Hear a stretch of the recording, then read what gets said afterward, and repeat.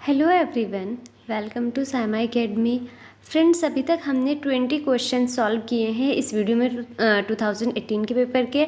अभी हम 21 से लेके 24 तक के जो क्वेश्चन हैं उनको सॉल्व करेंगे। तो बस स्टार्ट करते हैं जल्दी से। ये है सामने 21 क्वेश्चन। मृदा अपरदन किसे कहते हैं? पहाड़ी क्षेत्रों में भूक्षरण रोकने के लिए क्या कदम उठाने चाहिए? What is soil erosion? What steps are taken to control soil erosion in the hilly areas? Soil erosion क्या होता है और हिली एरियाज में इसको कंट्रोल करने के लिए, प्रिवेंट करने के लिए क्या कदम उठाए जाते हैं और क्या उठाए जा सकते हैं वो हमें बताना है।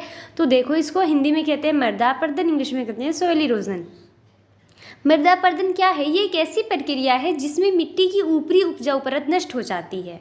मिट्टी के कटाव के कारण मिट्टी की जो मिट्टी है वो कम उपजाऊ हो जाती है। यानी जो मिट्टी की जो मृदा है, सॉयल है, उसकी जो टॉप लेयर है, जो वही उपजाऊ लेयर होती है, वो नष्ट हो जाए अगर, तो उसको मृदा अपरदन कहते हैं, जिससे कि मिट्टी कम उपजाऊ हो जाएगी। मिट्टी की ऊपरी परत बहुत हल्की होती है जो वायु तथा जल के साथ आसानी से बह जाती है। प्राकृतिक कारणों द्वारा ऊपरी मृदा को हटाने को मृदा अपरदन के रूप में जाना जाता है। वो प्राकृतिक कारण क्या हो सकते हैं? वायु है, वर्षा है, ये सब इनकी वजह से अगर जो मिट्टी की ऊपरी परत है, उपजाऊ परत है, जब सबसे ऊपर वाली, अगर वो बह जाए पानी के साथ या हवा के साथ, तो वो कहलाता है मृदा अपरदन। तो इस मृदा अपरदन को कैसे रोका जाए? क्योंकि जब मिट्टी की उपजाऊ शक्ति खत्म हो जाएगी तो फिर उसमें सही से फसल नहीं होगी, है ना। तो इसको कैसे रोका जाए? हिली एरियाज, पहाड़ी क्षेत्रों में पूछा है। तो देखो, मृदा अपरदन को रोकने के लिए पहाड़ी क्षेत्रों में क्या कदम उठाए जा सकते हैं? अच्छी तरह से विकसित सीढ़ीदार खेती मध्य और पश्चिमी हिमालय में पाई जाती है। जो मध्य और पश्चिमी हिमालय वाला एरिया है, वहाँ पे सीढ़ीदार खेती की जाती है। सीढ़ीदार खेती में क्या होता है? पहाड़ों की ढलानों पर सीढ़ियों के आकार के छोटे छोटे खेत विकसित किए जाते हैं। जैसे सीढ़ी होती है कि पहले फर्स्ट स्टेप, फिर सेकेंड, तो इस तरह से स्टेप स्टेप बनाए जाते हैं जो मृदा अपरदन और बारिश के पानी को बहने से रोकने में सहायक होते हैं। मतलब फिर बारिश का पानी मिट्टी को बहा के नहीं ले जाता। जो एक स्टेप से बहा के ले जाएगा, वो जो भी पोषक तत्व होते हैं वो जाके दूसरे स्टेप पे इकट्ठे हो जाते हैं। तो इस तरीके से मृदा अपरदन को रोकने में सहायक है। ढाल के साथ मृदा अपरदन रोकने के लिए कंटूर जुताई का उपयोग किया जाता है। इसमें कंटूर खेती में क्या करते हैं कि जो ढलानों पे पेड़ लगाते हैं और बिल्कुल एक ही लेवल पे लगाए जाते हैं सारे। मृदा अपरदन और कुछ नहीं बल्कि मिट्टी के आवरण के अनाच्छादन के कारण मिट्टी का बह जाना है। यानी मिट्टी की जो टॉप लेयर है उसका बह जाना है। मृदा अपरदन तो निर्माण एक साथ होता है और कुछ मामलों में दोनों के बीच संतुलन रहता है। यानी कि देखो, जैसे वायु है और वर्षा है, ये तो होनी ही होनी है, तो भाई इसका मतलब है मृदा अपरदन भी होगा। लेकिन जब मृदा अपरदन, जिस स्पीड से मृदा अपरदन होता है उसी स्पीड से नई मृदा का निर्माण भी होता रहता है। यानी नई जो उपजाऊ मृदा है बनती रहती है। लेकिन कई गतिविधि जो मानव की गतिविधि है, जैसे वनों की कटाई, खनन, निर्माण, ये सब है, खनन हो गया, निर्माण कार्य हो गए, तो इन सब की वजह से जो ये मृदा अपरदन है ये तेज़ी से बढ़ता जा रहा है। कृषि के गलत तरीके भी मिट्टी के कटाव में भूमिका निभाते हैं। वही मिट्टी का कटाव मतलब कि मृदा अपरदन। ढलान के ऊपर और नीचे गलत तरीके से जुताई करने से नालियों का निर्माण होता है। तो जब नालियाँ बन जाती हैं, पानी का बहाव तेज़ हो जाएगा, जिससे मृदा अपरदन, जो मिट्टी की उपजाऊ लेयर है, वो बह जाती है। तो ये सब, अगर हम इन सब चीज़ों पर ध्यान दें तो पहाड़ी क्षेत्रों में मिट्टी के कटाव को, यानी कि मृदा अपरदन को रोका जा सकता है। इंग्लिश में देखते हैं। देखो, सॉइल इरोजन क्या है? Soil erosion, it is a process in which the top fertile layer of soil is lost. जो सॉइल की टॉप फर्टाइल लेयर होती है वो बह जाती है बारिश के पानी के साथ या हवा के साथ। Due to soil erosion the soil become less fertile. जो सॉइल है, मिट्टी है, उसकी फर्टिलिटी कम हो जाती है। The top layer of soil is very light, which is easily carried away by wind and water. The removal of top soil by the natural forces is known as soil erosion. जो ये natural forces है, यानी कि wind है, water है, इनके through जो top layer है सॉयल की, उसका बह जाना, वॉश अवे हो जाना, उसी को सॉयल इरोजन बोलते हैं। क्योंकि जो टॉप लेयर होती है सॉयल की वो बहुत हल्की होती है, लाइट होती है, तो वो आसानी से बह जाती है। तो क्या स्टेप लिए जा सकते हैं सॉयल इरोजन को प्रिवेंट करने के लिए हिली एरियाज में? देखो, यहाँ पे well developed terrace farming is found in central and western Himalayas. Central और वेस्टर्न हिमालयाज में टेरेस फार्मिंग होती है। टेरेस फार्मिंग में क्या होता है? देखो, soil erosion is restricted through terrace cultivation. Terrace cultivation से सोयल इरोजन को रिड्यूस कर सकते हैं, कंट्रोल किया जा सकता है। Terrace are created by cutting out steps on the slopes. जो स्लोप्स होते हैं हिल के, जो ढलान होते हैं, उन पे वो किया जाता है, स्टेप्स कट किए जाते हैं, जिस तरह से सीढ़ी में होते हैं। Contour ploughing is used to prevent soil erosion along slopes. Slopes के आसपास इस तरीके से प्लांटेशन की जाती है, इस तरीके से चाहे वो जुताई भी बिल्कुल एक लेवल पे की जाती है ढलानों के आसपास, और जो उस पर वो कराते हैं प्लांट्स लगाते हैं बिल्कुल एक लेवल पे लगाए जाते हैं। Soil erosion is nothing but washing down of the soil due to the denudation of the soil cover. जो सॉइल कवर है उसके रिमूवल से वो हो जाता है, सॉइल यानी कि मिट्टी हट जाती है, वहाँ की फर्टाइल लेयर हट जाती है। Soil erosion and formation happen simultaneously, बिल्कुल साथ साथ मतलब मोस्टली ऑलमोस्ट सेम टाइम पे होते हैं सोयल फॉर्मेशन भी और सोयल इरोजन भी।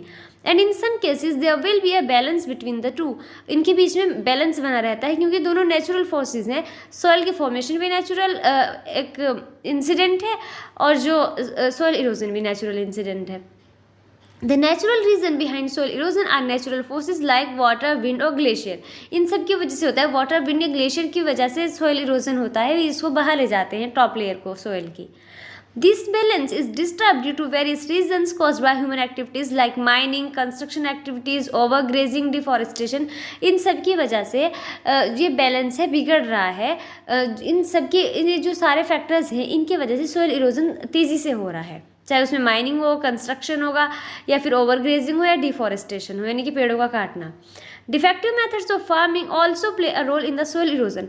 जो फार्मिंग के गलत मेथड्स हैं उनकी वजह से भी सोइल इरोजन होता है क्योंकि जो टॉप लेयर है फिर वो वॉश अवे हो जाती है। Plowing up and down the slope in a wrong way leads to creation of channels, thereby leading to quick flow of water, which ultimately leads to soil erosion। अगर जो slope है उनके आसपास सही से प्लाउइंग ना हो, सही से जुताई नहीं होती तो उससे चैनल से नालियों की तरह का स्पेस बन जाता है जिसमें जो वाटर का फ्लो है वो तेज़ी से होगा, और वाटर का फ्लो तेज़ी से होगा तो वो अपने साथ मिट्टी को भी बहा के ले जाएगा जिससे कि सोइल इरोजन होगा। तो ये सोइल इरोजन को, इन सब चीज़ों को हम कंट्रोल करें तो सोइल इरोजन को हम कंट्रोल कर सकते हैं। ये हमने सब पढ़ लिया इसमें। अब नेक्स्ट क्वेश्चन देखते हैं। सारे के सारे इसमें लिखने ज़रूरी नहीं है, पॉइंट्स जितने आपको सही से समझ आते हो बस उतने लिखने हैं, इतने सारा लॉन्ग क्वेश्चन लिखने की कोई नीड नहीं है। आप देखो यहाँ पे 22nd क्वेश्चन, वर्षा जल संग्रहण किसे कहते हैं? जल दुर्लभता में ये कैसे उपयोगी है? What is rain water harvesting? How is it useful to recover water scarcity? तो देखना है हमको कि वर्षा जल संग्रहण किसे कहते हैं। वर्षा जल संग्रहण इमारतों की छतों से वर्षा जल के सीधे संग्रह की एक विधि है, यानी घरों की, ऑफिस की या फैक्ट्रीज की जो बिल्डिंग होती है उनकी छतों से बारिश का पानी, जो छतों पे बारिश का पानी आता है उसको डायरेक्ट इकट्ठा कर लिया जाए, उसी को बोलते हैं रेन वाटर हार्वेस्टिंग या वर्षा जल संग्रहण। इसे घरों के साथ साथ उद्योगों की छतों पर भी किया जा सकता है, कहीं की भी छत पे कर सकते हो, है ना। अब इसका काम क्या है, इससे फ़ायदा क्या होगा? रेन वाटर हार्वेस्टिंग से जल समस्या को हल करने में वर्षा जल संग्रहण की भूमिका क्या है? एकत्रित वर्षा जल, यानी जो ये वर्षा जल इकट्ठा किया है इसको सीधे उपयोग के लिए संग्रहित किया जा सकता है, डायरेक्ट भी यूज़ कर सकते हैं, या भूजल तक पहुंचने दिया जा सकता है। मतलब वहीं से जो ऐसा कर सकते हैं कि सीधा जो छतों पे से पानी जा रहा है वो गार्डन वगैरह में जाए, या उसको इकट्ठा भी कर लिया जा सकता है किसी तालाब वगैरह में, या फिर उसको भूजल तक यानी ज़मीन के अंदर, ज़मीन उसको अपने अंदर सीप कर ले, वहाँ तक जाने दिया जाता है। एक बार जब पानी भूजल तक पहुँच जाता है तो जल स्तर ऊपर उठ जाता है, यानी वाटर लेवल ऊपर आ जाता है, इसलिए वर्षा जल संचयन भूजल की कमी की समस्या का समाधान है। फिर जब वाटर लेवल ऊपर रहता है तो पानी की कमी नहीं होती, पानी हैंडपंप से आसानी से निकल जाता है या ट्यूबवेल से। अब भूजल तक कैसे जाता है? देखो, जब बारिश का पानी छत पे बारिश का पानी है तो जहाँ पे पानी नीचे जा रहा है कहीं पे भी छत पे से जैसे वो बना के रखते हैं, पाइप वगैरह लगा के रखते हैं, तो जो भी कच्चा एरिया होता है वहाँ पे जब पानी पड़ेगा तो वो जो वहाँ से वो होती है लैंड अपने अंदर उस पानी को सोख लेती है। लेकिन आजकल क्या है कि हर जगह कंक्रीट की बनी हुई है, हर जगह पक्की है, आपको हर जगह फर्श कंक्रीट ये नज़र आएगा, तो जो सॉइल है, लैंड है, उसको वाटर को अपने अंदर सोखने का जगह ही नहीं मिलती, स्पेस ही नहीं मिलता, इसलिए जो वाटर टेबल है हमारा वो बहुत डाउन है। अगर किसी तरह ज़मीन के अंदर पानी पहुँचा दिया जाए जो बारिश का पानी होता है तो वाटर लेवल ऊपर उठ सकता है। तो इसीलिए हमें इस पानी को इकट्ठा करके, इस रेन वाटर को इकट्ठा करके हमें कोशिश करनी चाहिए कि इस तरह के सिस्टम अडॉप्ट करने चाहिए कि वो पानी अंदर तक जाए, लैंड उसको अपने अंदर एब्जॉर्ब करे। एकत्रित वर्षा जल का उपयोग विभिन्न घरेलू और औद्योगिक उपयोगों के लिए भी किया जा सकता है। इस प्रकार पानी के अत्यधिक उपयोग की समस्या को कम किया जा सकता है। अगर हम इस तरह से जो वर्षा जल है यानी रेन वाटर है उसको इकट्ठा कर लें और उसको इस्तेमाल करने के तरीके अपनी लाइफ में अडॉप्ट कर ले तो फिर जो पानी की कमी है उसको दूर किया जा सकता है। ये ज़्यादा लॉन्ग नहीं होगा, इसमें इतना ही लिखना है और आप बस आपका क्वेश्चन टू द पॉइंट होना चाहिए। जो आपसे पूछा है आपको उसका आंसर लिखना है, कितना बड़ा है ये मैटर नहीं करता, सही लिखोगे तो उस पर भी पूरे मार्क्स मिलेंगे। इंग्लिश में देखते हैं, rain water harvesting is a method of direct collection of rain water from roof tops of building. Building की छतों से रेन वाटर को डायरेक्ट कलेक्ट करने को रेन वाटर हार्वेस्टिंग कहते हैं। It can be done on the roof top of houses as well as industries. Houses और industries की रूफ टॉप से इसको कलेक्ट किया जा सकता है। तो ये रेन वाटर हार्वेस्टिंग कैसे हेल्प करती है वाटर प्रॉब्लम को सॉल्व करने में? The rainwater collected can be stored for a direct use or can be allowed to reach the groundwater. इसको ग्राउंड वाटर तक पहुँचने दिया जाता है या हम उसको डायरेक्ट यूज़ कर सकते हैं। Once the water reaches the groundwater, water table is raised. जब एक बार ये वाटर ग्राउंड वाटर में पहुँच जाता है तो जो वाटर टेबल है, वाटर टेबल उस पॉइंट को बोलते हैं जब हम बोरिंग करते हैं ना, तो जिस पॉइंट पे जाके हमें वाटर मिलता है उसको वाटर टेबल बोलते हैं। तो वाटर टेबल भी बढ़ जाएगा, मतलब ऊपर आ जाएगा। Rain water harvesting is therefore a solution to the problem of depleting ground water. जो ग्राउंड वाटर लगातार कम होता जा रहा था, वाटर टेबल कम होता जा रहा है, तो उसका एक सोल्यूशन है उसको ठीक करने का, ये rain water harvesting. The collected rain water can also be use for different household and industrial usages. इसको हम हाउस होल्ड यूजेज में यानी कि डोमेस्टिक यूज में और इंडस्ट्रियल यूज में ले सकते हैं, इस्तेमाल कर सकते हैं उस वाटर को। दस reducing the problem of over use of water. जो वाटर को ज़्यादा वाटर यूज़ करने से जो प्रॉब्लम आ रही है वो प्रॉब्लम इससे कम हो सकती है। ठीक है, नेक्स्ट है 23rd क्वेश्चन। सत्ता का विकेंद्रीकरण क्या है? विकेंद्रीकरण के पीछे बुनियादी सोच क्या है? What is decentralization of power? What is the basic idea behind decentralization? तो decentralization का मतलब है, देखो, पावर का, जो हमारे इंडिया में एक पंचायती सिस्टम है, जो गांव के लेवल पे, लोकल लेवल पे जो इलेक्शंस होते हैं, तो उसी को कहा गया है यहाँ पे, उसी को बोलते हैं सत्ता का विकेंद्रीकरण, डिसेंट्रलाइजेशन ऑफ पावर। जब सत्ता केंद्र और राज्य सरकार से लेकर स्थानीय सरकार को दे दी जाती है तो इसे विकेंद्रीकरण कहा जाता है। ठीक है, मतलब केंद्र और राज्य के पास जो गांव के फैसले होते हैं उनको गांव के ही, जो चाहे वो होते हैं सरपंच, प्रधान, वहीं पे वो मुद्दे सॉल्व होते हैं। गांव के अंदर जो विकास कार्य होते हैं वो उन्हीं की जिम्मेदारी होती है, यानी कि वो केंद्र और राज्य सरकार की नहीं रहती। जब सत्ता केंद्र और राज्य सरकार से लेकर स्थानीय सरकार को दे दी जाती है तो इसे विकेंद्रीकरण कहते हैं। विकेंद्रीकरण के पीछे मूल विचार ये है कि कुछ राज्य, कुछ यूरोपीय देश जितने बड़े हैं, देखो हमारे यहाँ पे जैसे उत्तर प्रदेश कितना बड़ा है, राजस्थान है, मध्य प्रदेश है ना, कुछ तो इतने बड़े बड़े वो हैं राज्य कि वो यूरोप के कई सारे ऐसे देश हैं कि उनसे भी ज़्यादा बड़े हैं। इन राज्यों में विविध समस्याएं हैं। जब राज्य बड़े हैं तो समस्याएं भी बहुत ज़्यादा होंगी, इसलिए छोटे क्षेत्रों को उनकी अपनी शक्तियां देनी चाहिए ताकि वे उनका समाधान कर सकें। तो एक राज्य के लेवल पे सारी जो विकास की समस्याएं हैं वो हल नहीं हो सकती, इसलिए जो स्थानीय निकाय हैं, जो छोटे छोटे क्षेत्रों पे सरकार बनाई जाती है, यानी कि जो गाँव के लेवल पर बनाई जाती हैं, उनको शक्ति दी जाती है ताकि वो उन समस्याओं का समाधान कर सके। क्योंकि अब एक बड़ा राज्य है जैसे कि उत्तर प्रदेश है या राजस्थान है, तो वहाँ पे राजधानी में बैठा हुआ जो मुख्यमंत्री है वो गांव के लेवल की या जो और भी लोकल लेवल की प्रॉब्लम है उनको सॉल्व नहीं कर सकता, तो फिर छोटे क्षेत्रों को तो शक्तियाँ देनी ही होंगी। ये हुई है सत्ता का विकेंद्रीकरण। ऐसी बहुत सी समस्याएं हैं जिनके बारे में स्थानीय लोगों को बेहतर जानकारी है और इसलिए वे उन्हें बेहतर तरीके से हल कर सकते हैं। क्योंकि इतनी बड़े, अगर कोई भी इतना बड़ा भूभाग है, इतना बड़ा एरिया है, तो वहाँ पे जो लोकल लोग हैं उनको ज़्यादा समझ होती है कि उनकी क्या समस्या है, उनको कैसे हल करना है। स्थानीय स्तर पर शक्ति दी जानी चाहिए ताकि वे निर्णय लेने की प्रक्रिया में भाग ले सके।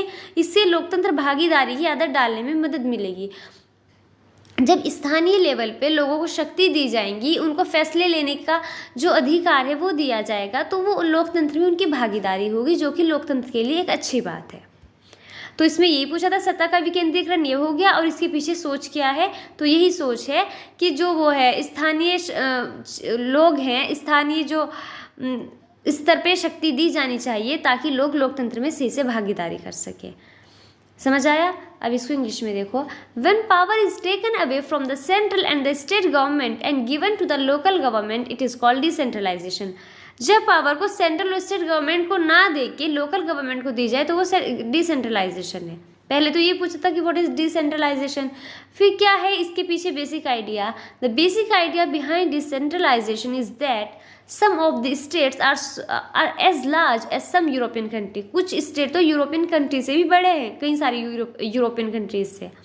These states have diverse problems, उनकी बहुत सारी अलग अलग तरह की प्रॉब्लम्स हैं। So small regions must be given their own powers so that they can solve them. तो जो स्मॉल रीजन है उनको उनकी पावर देनी चाहिए ताकि वो अपने प्रॉब्लम को अपने तरीके से सॉल्व कर सके। There are large numbers of problems about which local people have better knowledge and so they can solve them in better ways. बहुत सारी ऐसी प्रॉब्लम होती है लोकल लेवल पे कि लोकल लोगों को ही उनका सोल्यूशन पता होता है, बेटर नॉलेज होती है उनकी, वही उनको सॉल्व कर सकते हैं। तो power should be given to the local level so that they can take part in decision making process. तो लोकल लेवल पे पावर देनी चाहिए जिससे कि वो डिसीजन मेकिंग प्रोसेस में पार्ट ले सकें। This will help to inculcate a habit of democratic participation. उनके अंदर एक डेमोक्रेटिक पार्टिसिपेशन की जो हैबिट है वो इनकलकेट होगी, यानी कि उनके अंदर वो फीलिंग, वो एक जो हैबिट है वो जनरेट होगी। तो ये हो गया डिसेंट्रलाइजेशन वाला। इसके बाद है नेक्स्ट क्वेश्चन 24th क्वेश्चन, जो कि लास्ट क्वेश्चन है इस वीडियो का। भारत की विधायिकाओं में महिलाओं के प्रतिनिधित्व की स्थिति का उल्लेख कीजिए। State the status of women's representation in India's legislative bodies.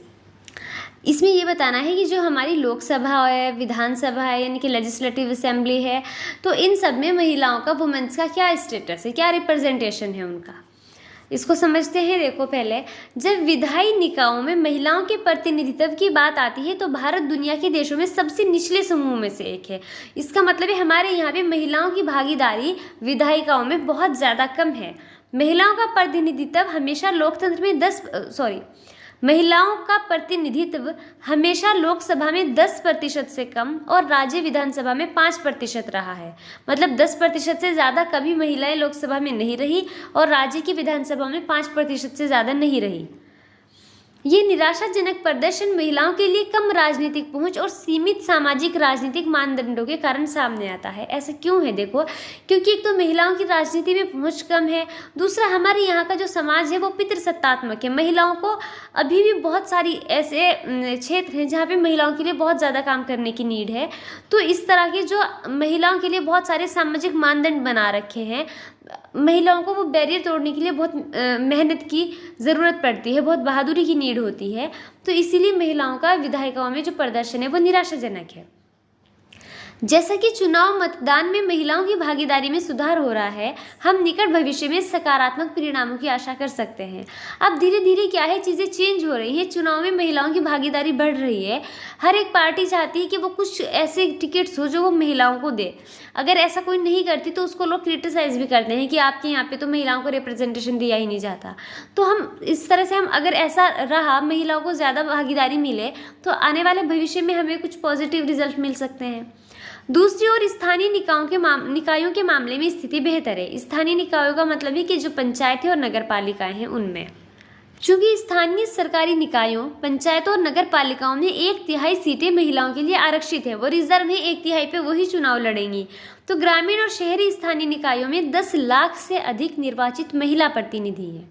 तो जो स्थानीय सरकारी निकाय है, यानी कि जो पंचायत है और नगर पालिका है, वहाँ पे तो महिलाओं का जो वो है प्रतिनिधित्व, वो तो ठीक ठाक है, लेकिन लोकसभा और विधानसभा में निराशाजनक है। इसी को इसमें यही स्टेटस बताना था कि कैसी स्थिति है महिलाओं की विधायिकाओं में, भारत के अंदर विधायिकाओं में। इंग्लिश में देखो इसको। When it comes to representation of women in legislative bodies, India is among the bottom group of nations in the world. India बिल्कुल मतलब नीचे वाली कंट्रीज में है जब वुमेन्स के रिप्रेजेंटेशन की बात आती है। Women's representation has always been less than 10% in Lok Sabha and 5% in the state assemblies. Lok Sabha में हमेशा 10% से कम रहा है वुमेन्स का रिप्रेजेंटेशन, और उसमें लेजिस्लेटिव असेंबलीज में 5% से कम। This performance comes out due to less political reach for women and restricted socio-political norms. ये जो परफॉर्मेंस है ये क्या है, एक तो महिलाओं की यानी कि जो वुमेन है उनकी पॉलिटिकल रीच कम है, और जो हमारे यहाँ का सोशियो पॉलिटिकल इस तरह का एक एटमॉस्फियर है कि वुमेन के लिए ज़्यादा ऑप्शन नहीं है। As women participation in election voting is improving, we can hope for positive outcomes in near future. लेकिन अभी जिस तरह का एटमोसफेयर धीरे धीरे चेंज हो रहा है तो हमको नियर फ्यूचर में कुछ पॉजिटिव इम्पैक्ट दिख सकते हैं. On the other hand, the situation is better in the case of local government bodies. Local government bodies में situation better है क्योंकि वहाँ पे 1/3 जो सीट है वो वुमेन के लिए रिजर्व है. As 1/3 of seats in local government bodies, panchayats and municipalities is reserved for women. There are more than 10 lakhs elected women representative in rural and urban local bodies. तो local bodies में सही से representation है क्योंकि वहाँ पे reservation है, जबकि लोकसभा में और लेजिस्लेटिव असेंबलीज में रिजर्वेशन नहीं है, तो वहाँ पे रिप्रेजेंटेशन कम है. इसी चीज़ को मेंशन करना था. तो ये हो गए हमारे 24 क्वेश्चंस. इस वीडियो में इतना ही. बस अभी इसके बाद इसकी एक वीडियो और आएगी और फिर इसका जो मैप वाला क्वेश्चन है वो बचेगा. ठीक है. अगर आपको वीडियो पसंद आई है तो लाइक ज़रूर कीजिएगा और चैनल को सब्सक्राइब ज़रूर कर दीजिएगा. Thank you so much for watching.